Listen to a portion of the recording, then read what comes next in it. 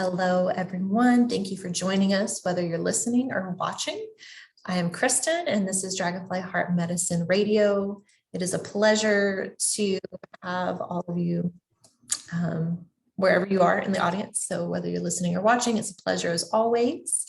And my guest today, Jamie, as usual, I'm very excited about. We're probably going to get into some nice, juicy discussions, as always, about spirituality, plant medicine, awakening, and more. So I'll go ahead and let Jamie introduce herself and share with us why she decided to be on the podcast today. Hey, Kristen, how are you?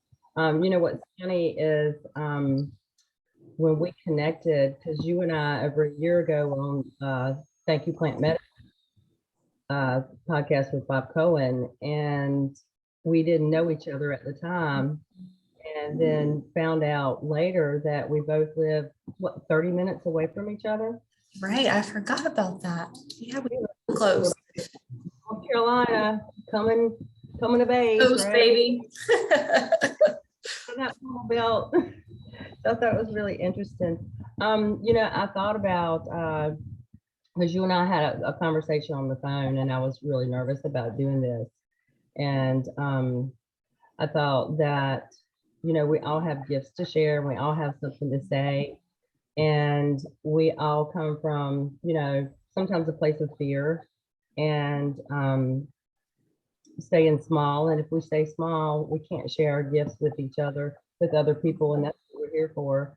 And, you know, if anything, if I don't say anything, then it doesn't reach anyone.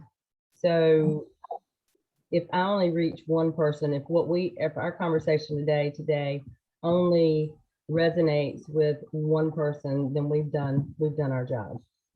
So I just wanted to, I don't know what I want to say, but I hope that it resonates with somebody. Yeah, that's a good point. You know, we get on this podcast and we hope we reach a lot of people, but really at the end of the day, if our message just reaches one, you know, that's enough. Somebody's like, that's really interesting. And then they start doing something. And then, you know, and they touch other people's lives, and they touch other people's lives. And then, you know, just that domino effect that can happen. Yeah. I forgot that we live really close to each other. Because I'm in Cary, and you're where? Graham. Mm-hmm. It's really close to Burlington. Yeah, we're not far apart at all. We're not at all. Small world, right? Well, thank you so much for being on here. Yeah, and I remember that phone call. You were pretty nervous, but look, you showed up. You showed up, and you're just here to, you know, speak whatever happens. And so I really appreciate that, and your authenticity to admit that it can be nervous to, you know, be on some platform like this and be seen and be heard. Because sometimes, even though we want that, it can be kind of scary when it actually happens. It's easier to just stay small and stay in your comfort zone, but you Absolutely. Stuff out there. Yeah. Mm-hmm. It's like, you know, we practice and practice, and sometimes we just want to stay behind in the wings, but you know, there's a lot to be said for finally stepping out on the stage, so to speak. So tell us a little bit more about yourself. What is it that you do? Like, you know, day to day, what do you do? What are you into? What are your interests? Well, I run 2 businesses, and I also work full time as a physical therapist. So this is like the one, actually left the Saturday open for you because I knew I was going to do this, but I normally have clients, usually 1 to 2 clients on the weekends. I don't like to see as a shaman, so I have a shaman practice. Is that a word? Shamanic practice. Yes.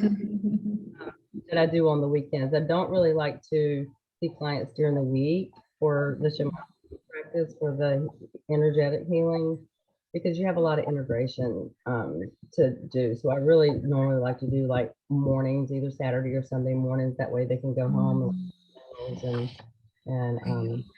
great, and you don't have to go right back to work the next day. Right. Yeah, because that can be a lot. to have a session and then not have that downtime afterwards, to just really let the nervous system kind of integrate everything. Like that we're moving our bodies. They just have these energies. People don't even realize that you're carrying all these, hundreds of pounds of weight on you until it's released. And a lot of people need to sleep, cry, Mhm. purging. It can come in different ways, but it's a lot of people are really, really tired after they leave. So, Yeah, and rest is so important. And taking care of ourselves after we receive a healing session, whether it's massage or shamanic work or just a regular like talk therapy, can definitely bring a lot of things up. So, and you said you're a physical therapist too, so um, you sound pretty busy helping people in various ways. and baby that will be here within the next 2 to 3 weeks. So I'm gonna be a granny, Oh, that's exciting. a new business as well.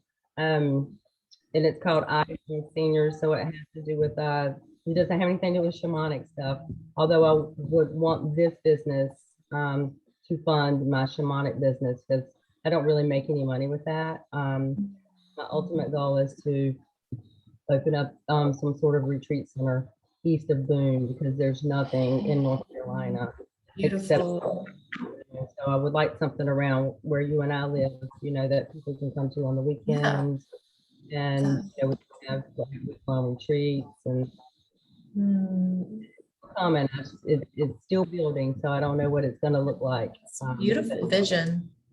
That's going to be, and then I can have people like you come and talk, and we can have sound healings and Mm, ceremonies. And I just feel like the people, of North Carolina, of our region, really need something like that. You're right, because in North Carolina, we have a lot of that stuff, but it does seem to be very concentrated in the mountains, like in Asheville, Boone, Marshall, like those areas. And there's not as much the further you get away from that community. So I love that vision. Like down towards the beach, down that area. But people are going to be flying in from other states or other countries. We kind of need it near an airport. So, where we live, we're not too far from it, within an hour from the airport because, Mhm. you fly in and then you have another 2 to 3 hours to drive. So trying to figure out, where it's going to be. It hasn't presented itself yet. So But the vision is started, and I'll help you hold that vision. So, tell us a little bit more about some of the shamanic work you do, and or like what kind of offerings would be at the retreats. So that's still, the retreat is still in being built, in my Okay. head, spirit's doing it, whatever comes to me. But um, I have a vision for that, to just have a nice, safe place for people to come and heal and to be comfortable and to not be judged, because a lot of people don't want to seek out things like we do, because they feel like they're going to be judged. And believe me, I've done everything there is to do, so there is no judgment. And I've been through just about everything that someone can go through, which is a beautiful thing, because if I haven't been through something, then I can't help. Yeah. Right? If somebody comes to have panic attacks, I used to have panic attacks all the time, and I have a lot of people that come to me for anxiety because I lived for 40 years in a heightened state of anxiety. And if I hadn't been through all that, then I don't know what you're talking about. I can't help you. I can't empathize with what you're going through. So it always, when, if you're seeking help with someone that they've been through, they know what you're talking about. Right. It's hard to really truly hold space for people if they're going through something and we've never experienced it at all. Right, right. So I do, there's a few shamans around, plenty of Reiki masters. I'm a Reiki master teacher. I don't do a whole Mhm. lot of that. Resonate more with the shamanic work, but I integrate, I integrate the things that I've learned into my practice. I think I'm the only shaman in North Carolina that offers, well, I know there's another guy in Asheville that offers rapé and sananga, which is the eye drop. The sananga is the sacred tobacco, crushed up tobacco that you blow up your nose. It's just the healing. And I tell my clients, I don't know how it works. I don't know. It just the medicine knows where to go in your body and to heal. And most people that come to me for rapé end up purging. We end up in my bathroom with them throwing up. Just so much energy to move out of your body. Right. And like you said, And Sananga, and the Sananga burn really bad. Sananga's quite painful, but that's the eye drop, and you have to be really, really ready for that one. Most people so the rapé. what are the benefits of Sananga, the eye drops? So in ancient practices they would put it in their eyes before they went hunting so they could have clearer vision. But the first time I experienced it, I was in Mexico and I was having some acupuncture and stuff done, and the practitioner said, you know, I have this Sananga, do you want to try? And I'm like, nope, nope. I said, hell no, I'm not doing that. And I thought, you know what, I'm here, may as well do it. Well, and it's just 2 drops, it's one in each eye, and it burned. 100% positive, me blind. And I screamed. I mean, it just releases this energy. And then I balled up in a ball and like sobbed, deep primal sobs for probably 30 minutes. And that was my way of purging. And I don't know what I was getting rid of. I don't care what I was getting rid of. Whatever it was gone. And I'm telling you, for the next probably 4 days, my feet didn't touch the ground.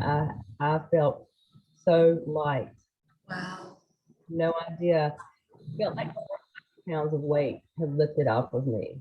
And you don't know that you're carrying that until you release it. Because exactly. and we're so used to having this heavy energy in our body. And so it was really an amazing experience. It hurt, but it's very, it just releases stuff. Just trust the medicine, right? Right. Yeah. And that goes for a lot of things. Like the mind can get so attached to what's happening and like, what is this? Where is it coming from? Like, oh my goodness. And sometimes that can be beneficial, but other times, like what you said, like it doesn't really matter. We're just getting rid of it. We don't necessarily have to know where it comes from or why. And I've used Sananga a few times and I haven't had like really big releases. They've been kind of smaller, but it feels like it helps to release, like for me, anger. Really good, you know, because you can kind of get in the burning and you're like, like just start releasing things like that. And doesn't it also have benefits for like your actual vision? Like people say if they use it more often, like they start to see better.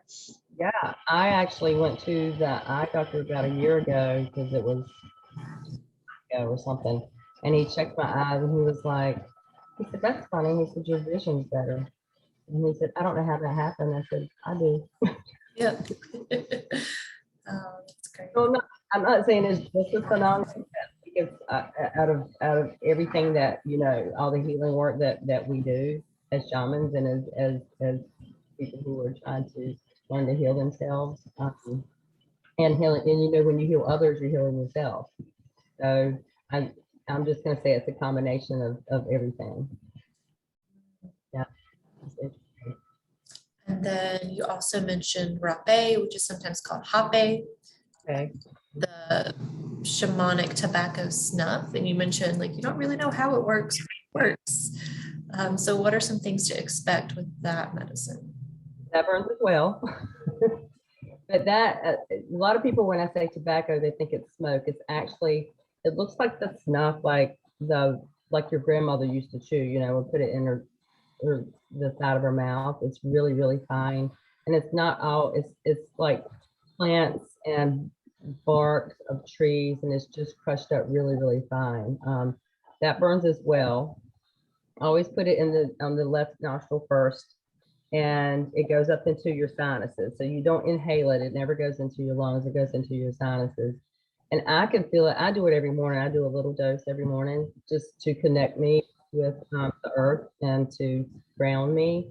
And I get chills every time I do it. There's like, I can feel it going through my whole body, and healing whatever needs to be healed. You know, Jamie, I don't know what needs to be healed. There might be something going on in there that you know, I don't know anything about. But you know, the medicine has a mind of its own, and all the medicine that, you know, it's alive, so it knows where to go. It's a spirit, right? And it knows where to go in your body in order to heal. And you know, I don't know if you knew, I had the coronavirus back in May, and my only symptom was I couldn't smell or taste anything. And I had a little bit of a low-grade headache that was irritating, but Very minimal symptoms. yeah, I did like a lesson of energy centers meditation, and it went away within like 5 minutes, and I didn't have a headache the rest of the time. Wow. I contribute not rapé every day. I'm not going to say it was rapé that kept me safe, because you know, there's no scientific evidence for that. But my belief is the healing work and the vibration, you know, with the meditation that I do every morning, and it's anywhere between 30 minutes to an hour and a half. It depends on what time I can drag my lazy ass out of bed in order to do it. I try to get up at 5, but sometimes my body doesn't want to get up. I think, you know, with a combination of all the healing work, and if you keep your vibration high, then, you know, your IgA levels increase, and which is your body's natural immunity for against viruses and bacteria and sickness. So I think, you know, people, if we start taking control of our health instead of relying on something outside of us to heal and to make sure that we're safe. And it's very empowering. Yeah, I know we're getting off track. I don't even remember what the No, question was. there's no track there. Anywhere we go, it's fine. But always, as a reminder for anybody listening or watching, no matter what plant medicines we're discussing, make sure that you definitely do your research and don't, you know, rush into anything.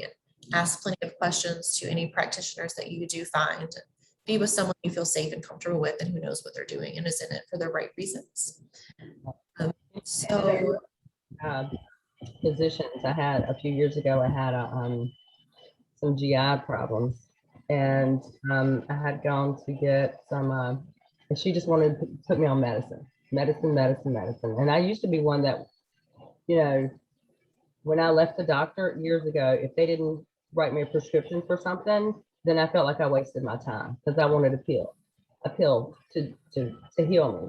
And as I've come along this path, now I'm like the opposite. I want to try the natural way of doing things. And I had gone to her, and I had the night before, I had acupuncture to, you know, get my chi flowing. And I told her, I said, you know, I had acupuncture last night to try to help this. And she laughed at me and said that helped a lot. And I said, you know what? I said, it helped a whole lot more than anything that you're doing. And so I just said, you're not going to see me again. And I actually had to go on a hunt for a physician that I felt was more in alignment with how I want to be involved with my own healing.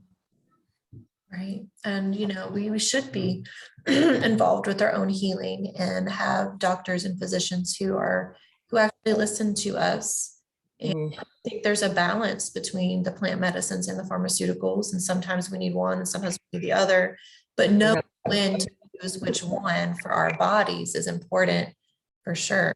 Plant medicine can do so much healing, you know, Right. Now and then we still might need some pharmaceuticals, but it's not to say that, you know, everybody's journey is different for sure. And I think it comes down to really just listening to our bodies and trusting our intuition. I always want to try to do, you know, something natural. You know, if you have high blood pressure, you want to, you know, eat more oatmeal. There's always try to look at food as medicine, and because I believe that everything that we need to heal is on this earth for us to utilize. But if I end up needing a pharmaceutical, then I'll take it. But I always want to try the natural way first. Absolutely, because there is so much available to us, and supplements and herbs and so many different things that are out there for us. We can use a combination of a lot of things for healing. And depending on the nature of what we're trying to heal, it could happen overnight, or it could take a little bit of time. It's just you never really know. Healing, I don't feel like, is really linear at all. And so you mentioned earlier that you lived like a really large majority of your life with really bad anxiety. And so, like, how did you start to work through that and get to a place where you are a lot more calm and grounded and peaceful? My the cosmic kicking the butt. I don't even remember how many years ago it was, but my anxiety actually manifested physically, and I had hives, and I would break out my whole face, everything would swell up, my neck, everything would itch, and went to an allergist to see what I was allergic to. Nothing. I just remember thinking, if I'm allergic to seafood, then you may as well just kill me, because that's which thank God it wasn't. But and they never figured it out. And then a few years after that, it happened again, and it wouldn't go away.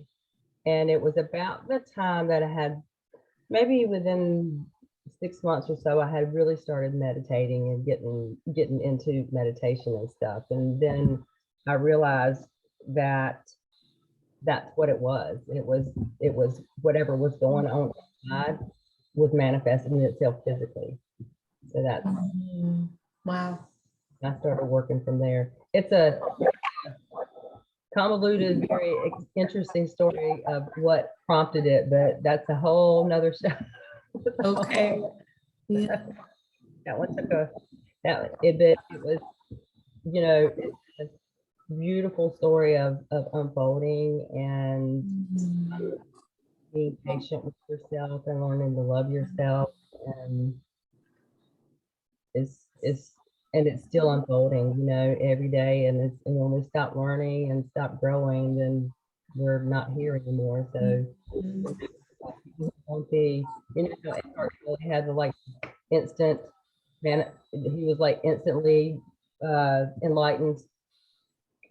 Eckhart Tolle, he was like this 1 minute, and he was like in another world the next minute. And a lot of people want the instant enlightenment, but we have to live in this 3D world. So he lived on a park bench for 2 years, so we can't go do that. Right. Make a living. We have to live in this 3D world. So it's be patient and enjoy the way that things unfold, and be grateful for everything that happens, even the things that we perceive as bad, because there really honestly is no good and bad, right? It's just our perception of it.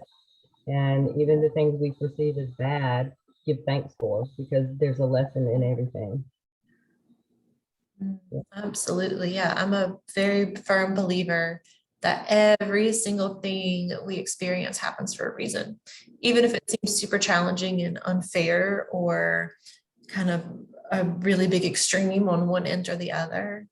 Yeah. And I too, I struggled with anxiety probably half of my life or so. And it wasn't until the, past 2 years where I really feel, I still have anxiety from time to time. Life happens and stressful situations arise, but overall I do feel a lot more calm.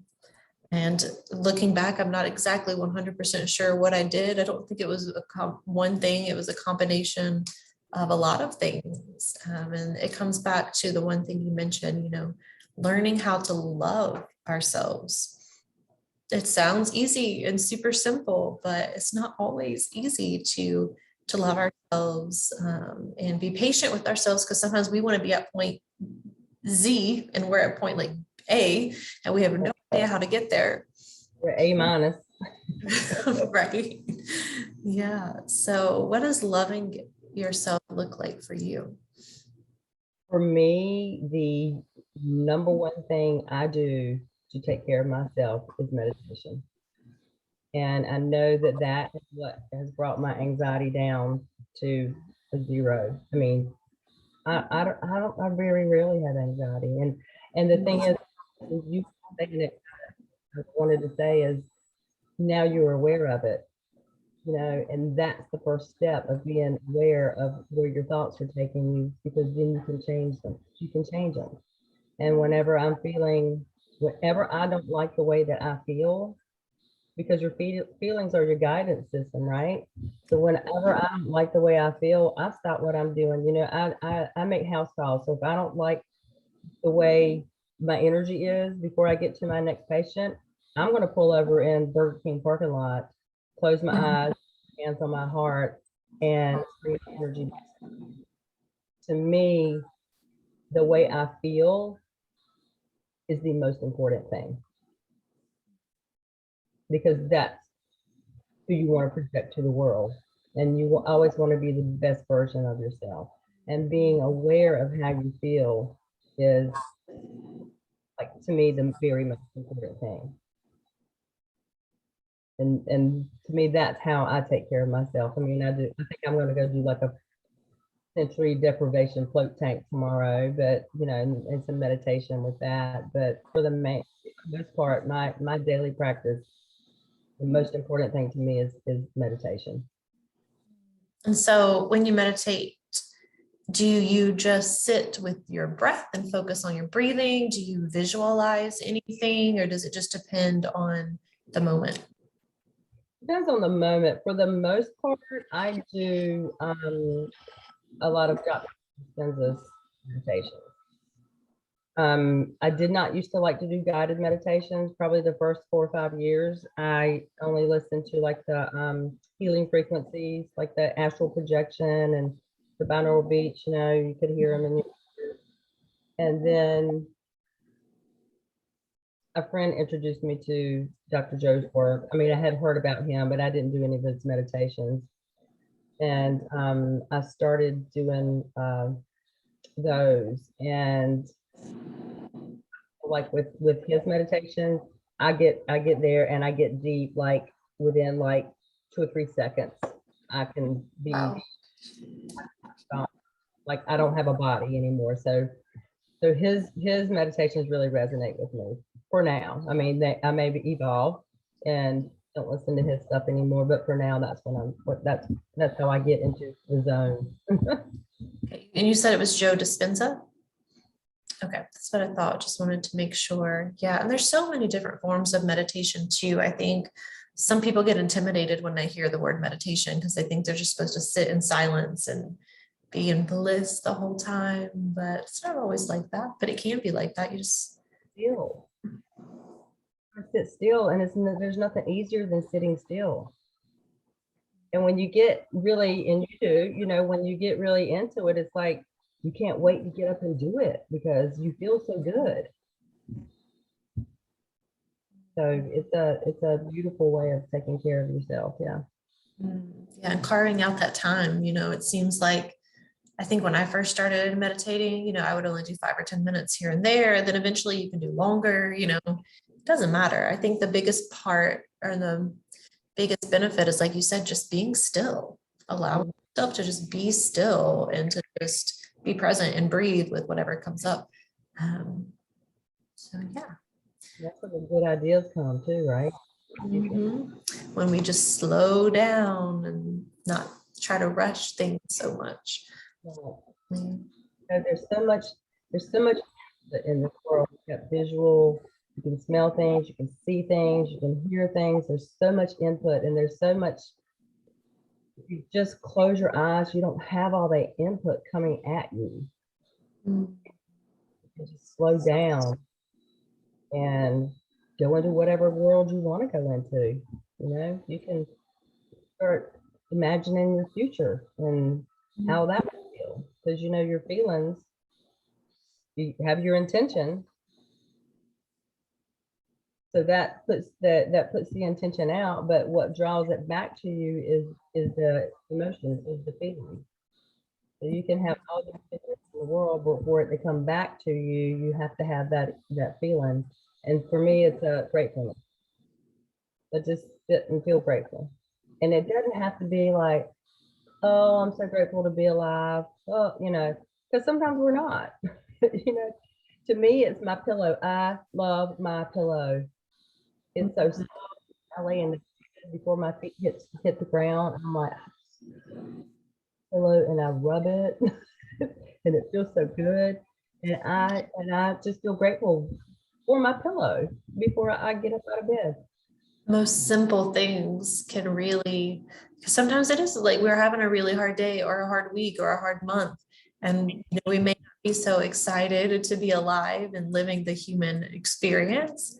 But yeah, it's just finding like the most simple things to be grateful for. Like I really like my shower, for example. Like it's really roomy. I have a nice like big shower head and a really nice deep bathtub so I can take awesome Epsom salt baths. So a lot of times when I don't know what to think about to be grateful for, I just go back to that. And you have your pillow, it doesn't always have to be like a huge long list of things.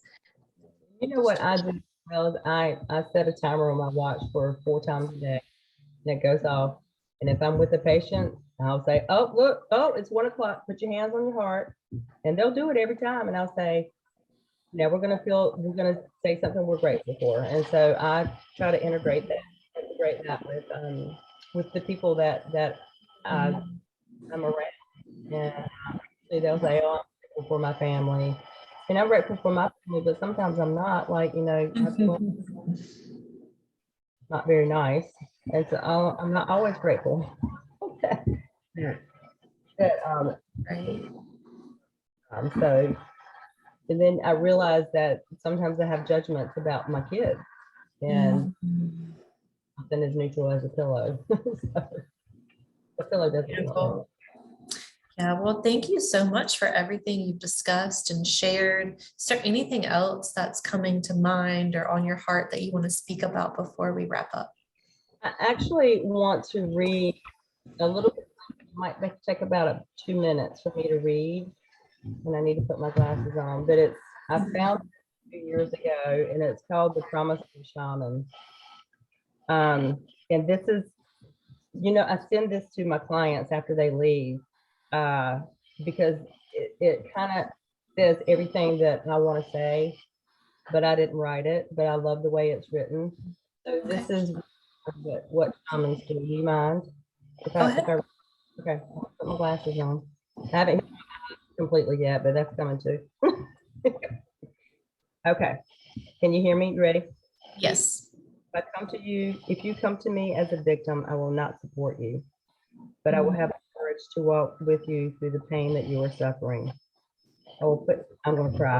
I'm sorry. I will put you in the fire. I will undress you, and I will sit you on the earth. I will bathe you with herbs. I will purge you, and you will vomit the rage and the darkness inside of you. I'll bang your body with good herbs, and I'll put you to lay in the grass, face up to the sky. Then I'll blow your crown to clean the old memories that made you repeat the same behavior. I will blow your forehead to scare away the thoughts that cloud your vision. I will blow your throat to release the knot that won't let you talk. I will blow your heart to scare away fear so that it goes far away where it cannot find you.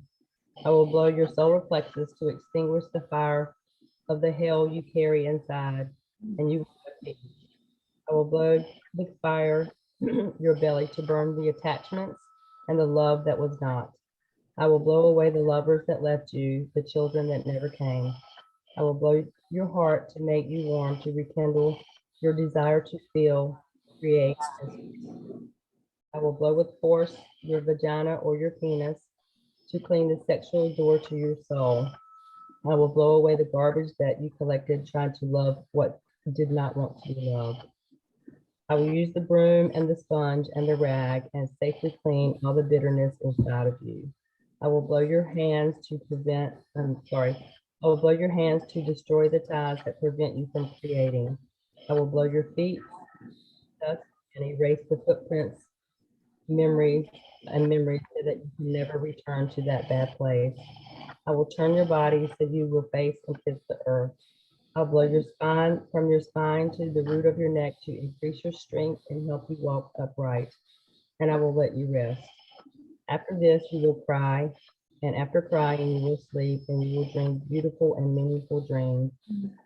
Wake up, I will be waiting for you. I will smile at you and you will smile back.